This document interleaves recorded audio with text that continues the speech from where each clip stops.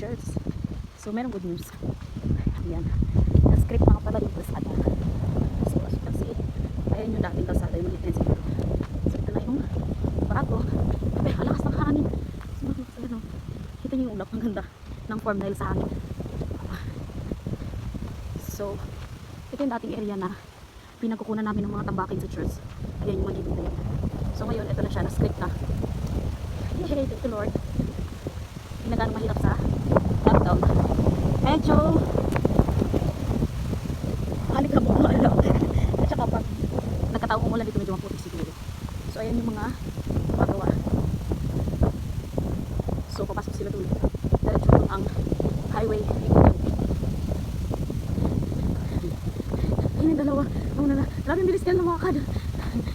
Hindi ko abutan. Pinauna ko sila kasi grabe init na talaga. Ayan. Grabe init na.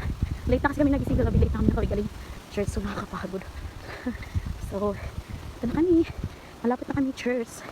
Oh.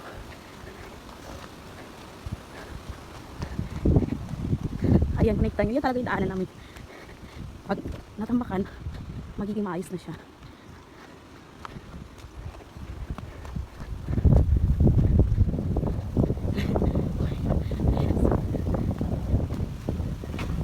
Grabe ang lakas ng hangin.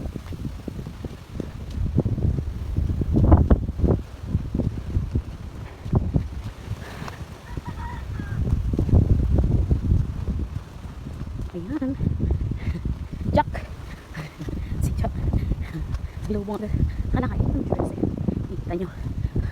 Sobrang. Yan. Sarang.